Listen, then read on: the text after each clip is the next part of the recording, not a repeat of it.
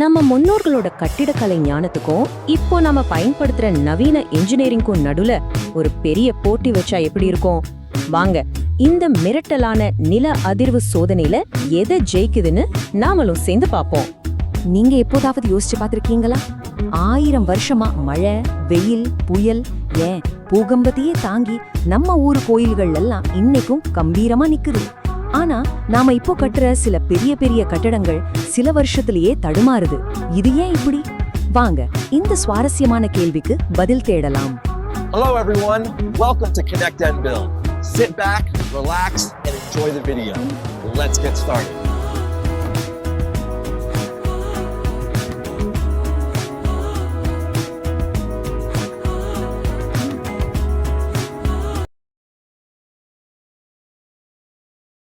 இங்க பாருங்க, ஒரு பக்கம் 1000 வருஷத்துக்கும் மேல காலத்தையே ஜெயிச்சு நிக்கிற நம்ம பழங்கால கட்டமைப்புகள், இன்னொரு பக்கம் ஒரு 50 வருஷம்தான் லைஃப் டைம்னு சொல்ற நவீன கான்கிரீட் அதிசயங்கள். இந்த வித்தியாசம்தான் நம்மளோட இந்த ஆய்வுக்கான முதல் புள்ளி. இப்போ களத்துல 2 போட்டியாளர்கள் இருக்காங்க. ஒன்னு எது வந்தாலும் நான் அசைய மாட்டேன்னு சொல்ற கடினத்தன்மை, இன்னொன்னு வர்றதுக்கேத்த மாதிரி வளைஞ்சு கொடுத்து ஜெயிப்பேன்னு சொல்ற நெகிழ்வுத்தன்மை. இதுல எது பெஸ்ட்? இவங்களோட அணுகுமுறையில எவ்வளவு பெரிய வித்தியாசம் பாருங்க. நவீன கான்கிரீட் என்ன சொல்லுதுன்னா, பூமி ஆடுனா நீ அது கூட சண்டை போடுன்னு சொல்லுது.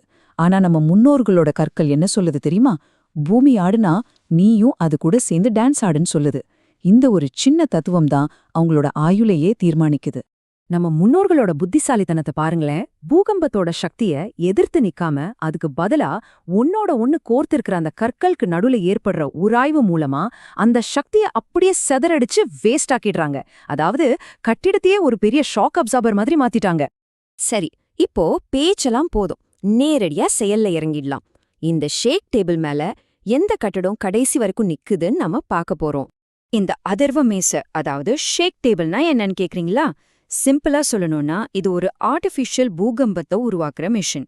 இத வச்சு நிஜமான பூகம்பத்துல கட்டிடங்களுக்கு என்ன ஆகும்னு நம்மால டெஸ்ட் பண்ணி பார்க்க முடியும். முதல்ல ஒரு சின்ன ஆரம்பம்தான். ஒரு லேசான நில அதிர்வுல இருந்து ஆரம்பிக்கலாம். ஒரு ரிக்டர் அளவுல 4 அல்லது 5.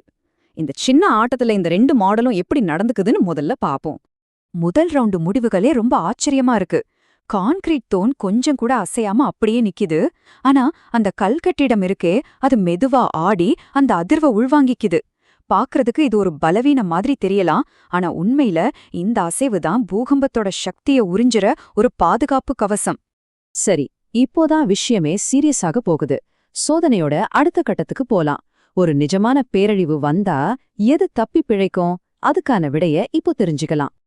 இப்போ அதிர்வோட அளவை அதிகப்படுத்துறோம். ரிக்டர் அளவுல 8.0.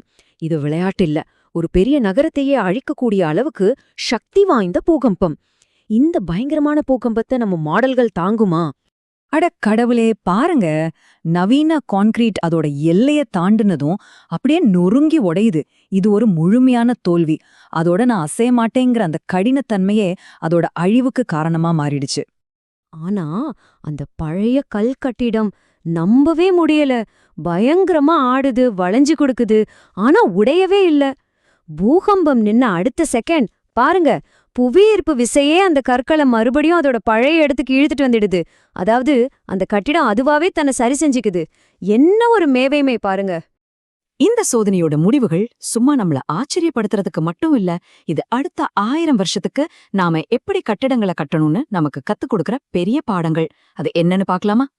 நம்ம முன்னோர்களோட இந்த ஞானம் நம்மளோட எதிர்காலத்துக்கு வழிகாட்டுது. உராய்வை எப்படி ஒரு சக்தியா பயன்படுத்துறது, கட்டிடத்தோட அடித்தளத்தை எப்படி நெகிழ்வுத்தன்மையோட வடிவமைக்கிறது, இந்த மாதிரி நம்ம கத்துக்க வேண்டிய விஷயங்கள் நிறைய இருக்கு. அப்போ நம்ம கான்கிரீட் மேல வச்சிருக்கிற இந்த அளவு கடந்த நம்பிக்கை ஒருவேளை நவீன பொறியியலோட ஒரு பெரிய தவறா இருக்குமோ? இந்த ஒரு கேள்வியோட உங்களை இன்னைக்கு நான் விட்டுட்டு போறேன். கடந்த காலத்திலேருந்து பாடம் கத்துக்கிட்டு நம்ம எதிர்காலத்தை இன்னும் சிறப்பா உருவாக்குவோம். யோசிச்சு பாருங்க.